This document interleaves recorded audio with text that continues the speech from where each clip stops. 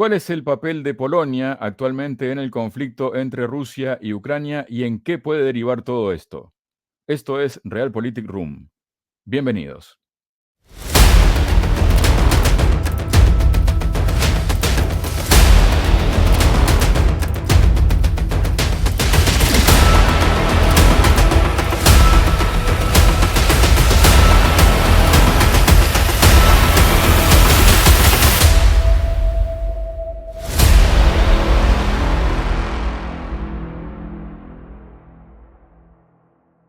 Hola, bienvenidos a otra edición de Realpolitik Room. Como anticipábamos en la presentación del programa, vamos a la segunda parte porque hemos empezado ya con una primera parte hablando de Polonia y toda la historia que hay detrás de todo esto. Y para ello voy a presentar al analista internacional Cristian Lamesa. Cristian, bienvenido a Realpolitik Room. ¿Cómo estás? Muy bien, encantado como siempre, Javier, de estar con vos y con tu audiencia. Muchísimas gracias, Cristian. Bueno, en el programa anterior en el que hablamos sobre Polonia, hicimos como un recorrido histórico, ¿no? Del papel de Polonia a lo largo de los siglos, se podría decir, ¿no? Y en este momento, o en la edición de hoy, bucearemos un poco también sobre la historia, pero vamos a traer un poco la cuestión al presente, ¿no? Y para ello quiero empezar compartiendo precisamente una publicación del medio Foreign Policy, ¿no? Y ya desde el titular nos dice: es hora de recuperar la Unión Polaco-Lituana, una construcción política creada hace casi 700 años, ofrece soluciones para la Europa de hoy. Entonces, el texto comienza diciendo: en 1836, el último gobernante pagano de Lituania, Jogaila, se casó con la reina niña de Polonia, Jadwiga, entonces en su adolescencia. El matrimonio creó una unión política entre Polonia y el Gran Ducado de Lituania que abarcaba gran parte de las actuales Bielorrusia y Ucrania. Al hacerlo, resolvió un problema doble. Uno, ayudó a traer los vastos territorios de Europa del Este, incluidas las tierras de la antigua Kiván Rus, al redil de la cristiandad occidental. Dos, el sindicato abordó la preocupación de seguridad inmediata que enfrentan tanto polacos como lituanos, la amenaza de los caballeros teutónicos. La Commonwealth polaco-lituana se convertiría en uno de los países más grandes de Europa y en un fascinante laboratorio de gobierno político estudiado con cierto detalle por los padres fundadores de los Estados Unidos, particularmente en los Federalist Papers. Después del final de la dinastía Jagellónica, se transformó en una monarquía electoral y similar a las ciudades-estado de Italia, pero que operaba en una escala mucho mayor. La legislatura de la Commonwealth y las dietas locales siguieron el principio de unanimidad no muy diferente de lo que hace el Consejo Europeo en muchos temas en la actualidad. La atmósfera de tolerancia religiosa y libertad de la Commonwealth, que disfrutaba su nobleza, proporcionó un marcado contrapunto a las monarquías absolutistas de Europa Occidental, por no hablar de la trágica historia que siguió a la desaparición de la Commonwealth en el año 1975. Y aquí viene el asunto, Cristian. Se plantea, ¿no?, esta editorial del Foreign Policy: ¿qué pasaría si una solución política similar estuviera disponible para los problemas que enfrentan Ucrania y Polonia hoy? Y empezamos con un viaje al pasado que nos trae al presente con esta cuestión, Cristian. Sí, sin duda, Javier, Polonia, el gobierno polaco actual, no esconde sus intenciones expansionistas, como fue en la época justamente de la mancomunidad polaco-lituana.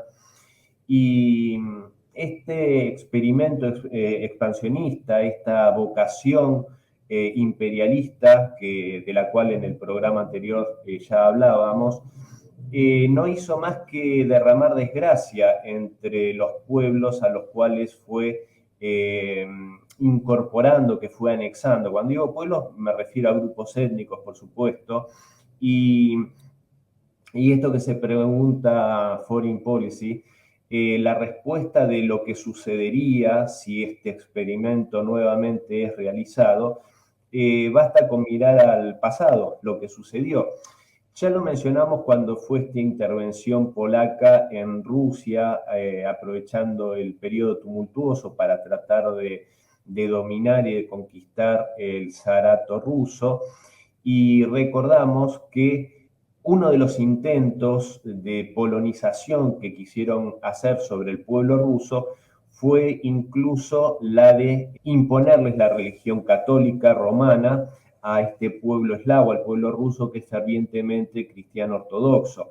Esto muchos consideramos que es la gota que rebalsó el vaso y lo que hizo que todo el pueblo se uniese tras el liderazgo de Mini y Pajarski para expulsar a estos invasores polacos, lituanos del territorio ruso. Este modo de actuar también se replicó y fue lo que generó también la rebelión de los cosacos allá por 1654, los cosacos de Ucrania, de esa parte de Ucrania occidental que estaba dominada por la mancomunidad polaco-lituana, y esa rebelión justamente explota porque por las arbitrariedades que cometía los polacos contra la población ucraniana y otros grupos étnicos. O sea, cuando hablamos de arbitrariedades, quitarle las tierras que tenían mejores condiciones para la labranza, todo tipo de arbitrariedades contra la población local.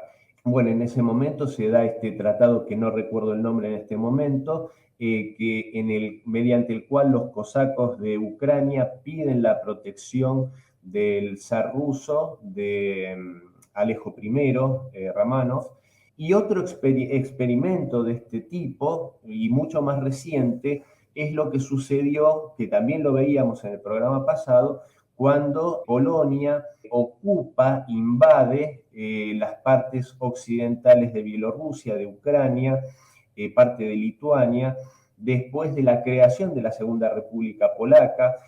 Como ya vimos, violaron lo que se había establecido, la línea Curzon, que era lo que tenía que ser la frontera oriental de Polonia, y aprovechándose de la guerra civil rusa, invaden estos territorios. ¿Y qué sucede hasta el año 1939, cuando la Unión Soviética logra recuperar estos territorios ocupados por Polonia? Lo que sucede en ese periodo de 1919-1920 hasta 1939, se repite nuevamente esta arbitrariedad de los colonos polacos, arrebatando las mejores tierras a los campesinos ucranianos y otros grupos étnicos de esas regiones, lo cual desgraciadamente, a mi modo de ver, eso también lo trato ampliamente en mi libro, genera, yo creo, el germen de ese nacionalismo violento ucraniano que después, justamente aprovechando la Segunda Guerra Mundial, hace masacres atroces contra población polaca, contra población judía, pero un poco el germen de esa maldad del nacionalismo ucraniano, creo que fue ese nacionalismo polaco que también hizo numerosos pogromos contra población judía, también muchos actos de salvajismo y de barbarie contra población ucraniana, el intento de polonizar a estos pueblos, de prohibir sus lenguas maternas, sus prácticas religiosas. Entonces yo creo que ese nuevo experimento que se quiere hacer hoy en día no va a llevar a otra cosa que a lo que ya generó en el pasado, que fue desgracia, muerte y destrucción y mucho odio. Hay más publicaciones, ¿no?, que nos depositan en el presente, y por más, Cristian, que esta publicación que voy a presentar ahora, que se trata de la visita que hizo el presidente de Ucrania, Volodymyr Zelensky, a Polonia, ¿no?, también abre una puerta que es la puerta que Polonia espera que se le abra, ¿no? Este periódico aquí informa, dice, antes de la entrega final de Kresny Wrzonia a Polonia, Duda le dio a Zelensky una última oportunidad. Se acerca una tormenta sangrienta, dice el titular, ¿no? Este periódico dice, la visita oficial de Volodymyr Zelensky a Varsovia ha suscitado muchas especulaciones y conjeturas sobre la naturaleza de esta visita. ¿Qué temas vino a plantear el presidente ucraniano? ¿Qué documentos se firmaron durante la visita entre Ucrania y Polonia? Y sobre todo, ¿cómo puede afectar esta visita a la situación general de la región y cómo acabará con el conflicto armado más allá de nuestra frontera oriental. Todas estas preguntas han aparecido repetidamente en todos los medios globales. Y aquí viene la cuestión interesante, ¿no? Dice, mucha retórica se habló desde la tribuna sobre la amistad y el desdibujamiento de las fronteras entre nuestras naciones. Zelensky tocó este tema en su discurso y dijo que en el futuro no habrá fronteras entre Ucrania y Polonia, ni políticas, ni económicas, ni históricas. Esta es una cuestión muy delicada, ¿no? Ya sea desde el punto de vista de la propia Ucrania, pero también en todo lo que representa todo esto, ¿no? Por ahí, por las redes, se ha dejado caer un comentario de tipo, esto se incorpora a Polonia, están buscando que si, por ejemplo, ¿no? Rusia hace un ataque a esos territorios, ya entonces se activa el artículo 5 y demás, ¿no? Pero este paso es un paso que está buscando Polonia, Cristian, y que parece que Zelensky le abre la puerta a eso. ¿Qué consecuencias puede tener? ¿A dónde nos puede llevar todo esto? Yo creo que uno a veces, uno que ha estudiado y que le apasiona la historia, no puedo dejar de pensar que es un verdadero delirio lo que nos ponen sobre la mesa estas personas. Hablar de esto de que no van a haber fronteras y una especie de unión de hermandad y armonía entre Ucrania y Polonia, choca de frente con la realidad, con lo que es el pasado reciente, con lo que es el transcurso de la Segunda Guerra Mundial, cuando individuos tenebrosos, criminales de guerra como Stepan Bandera, como Yushevich, estos colaboracionistas nazis, hicieron matanzas atroces de cientos, diría, sí, cientos de miles de polacos en el occidente ucraniano, a la masacre de Volhynia, y de tal grado el salvajismo que se desató, porque estos nacionalistas ucranianos lo que querían, lo que buscaban, lo que esperaban era hacer estas atrocidades que implicaban incluso el desollar vivas a sus víctimas, matarlos a golpes, cosas realmente atroces que hizo el ejército insurgente ucraniano, y lo que esperaban era la reacción, o sea, que se generalizase una guerra descontrolada, interétnica, del otro lado de la frontera polaca contra los ucranianos que estaban en territorio polaco. Esto también ocurrió, por supuesto, a manos de la Armia Krajowa, ese ejército insurgente polaco, en menor medida, hay que decirlo, mucho menor medida, pero también hicieron atrocidades inenarrables.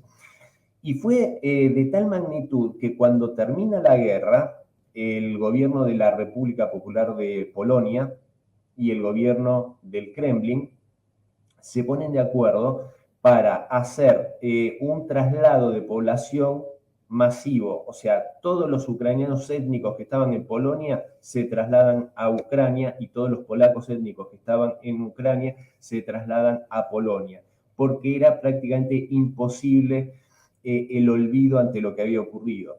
Entonces yo no entiendo, basándose en qué lógica, simplemente yo creo que se basan en estas ambiciones expansionistas de las que hablamos al comienzo, pretenden esta unión naif entre Polonia y Ucrania, cuando, a pesar de que los polacos están respaldando abiertamente y descaradamente un régimen neonazi, como es el régimen de Volodymyr Zelensky, al mismo tiempo son frecuentes las quejas que manifiestan cuando se glorifica Stepan Bandera, porque los polacos tampoco olvidan las atrocidades que hicieron contra sus ciudadanos étnicos. Así que en este sentido, nuevamente, es de una irrealidad plantear estas situaciones si no fuera justamente por el afán expansionista que tiene Polonia. Y esto que vos bien marcabas también, que puede ser un atajo para, incluyendo estos territorios ucranianos bajo soberanía polaca, apelar a este artículo 5. También yo creo que los polacos, los mandatarios, las élites gobernantes polacas, ya lo hemos dicho, siempre tienen ese gran defecto que es creer que son más de lo que son, más poderosos de lo que son. Y hace poco tiempo también escuchamos unas declaraciones en las cuales el primer ministro Matías Morawiecki decía que ellos no temían a un ataque ruso o algo por el estilo, no recuerdo textual, a lo cual Dmitry Medvedev, el vicepresidente del Consejo de Seguridad de Rusia, dijo algo que es para cualquiera de nosotros muy claro y sabido, que en caso de un enfrentamiento con Polonia, sin duda Polonia va a desaparecer del mapa. O sea, si creen Polonia o cualquier otro país europeo que Rusia va a tener las contemplaciones que ha venido teniendo con Ucrania debido a que la población civil es víctima de esta situación, también de un gobierno que ha usurpado el poder prácticamente, porque de hecho Zelensky mintió descaradamente en su campaña y dijo y garantizó que iba a buscar la paz en el terreno diplomático y por eso ganó abrumadoramente. Y debido a que son pueblos hermanos como el pueblo ruso, ha tenido una mano de seda, diría yo, que no va a ser lo mismo el proceder con especialmente Polonia y estos países que históricamente se han manifestado de la forma menos amistosa y diría más de forma abiertamente enemiga de Rusia como ha sido Polonia. Ahora justo que mencionas, Cristian, históricamente esa palabra, ¿no? En la edición anterior, ¿no? En la primera edición en la que hablábamos sobre el tema de Polonia, tú tocaste el tema de la victimización, ¿no? Que ha estado ejerciendo Polonia durante o a lo largo de su historia. ¿Tienes alguna cita por allí para mencionarnos y que tenga que ver un poco con todo lo que ha sido, digamos, el accionar de Polonia y la imagen que quiere dar a lo largo del tiempo? Sí, porque nuevamente, hoy en Europa, y no solo hoy, sino que viene de varios años atrás, hay una posición muy fogoneada por Polonia y por los países bálticos especialmente, y secundada por el resto, que es esa de hacer estas manifestaciones, estas declaraciones del Parlamento Europeo, en los cuales buscan equiparar en responsabilidad a la Unión Soviética y a la Alemania nazi en lo que fue la Segunda Guerra Mundial. Lo cual a todas luces es una ofensa y una falta de respeto a los veteranos, a los héroes y a las víctimas de esta confrontación, no solo de lo que fueron los pueblos de la Unión Soviética, sino de todas las víctimas del nazismo.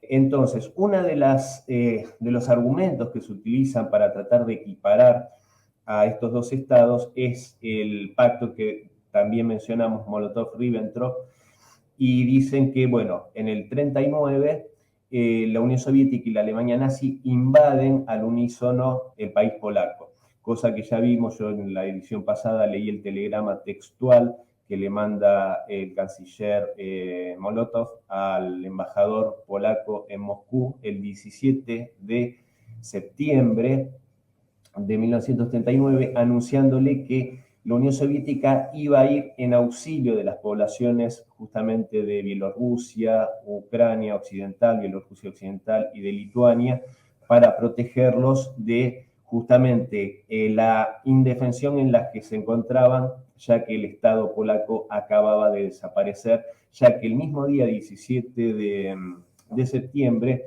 todas las autoridades y enormes cantidades de tropas militares habían simplemente huido a Rumania y habían dejado al país totalmente sin Estado. Había desaparecido el Estado polaco, había quedado totalmente acéfalo, algunas tropas resistiendo aún en Varsovia. Lo que sí no olvidaron los mandatarios polacos fue llevarse todas las reservas en oro, todas las toneladas de oro que tenía, ya se las habían llevado a Rumania.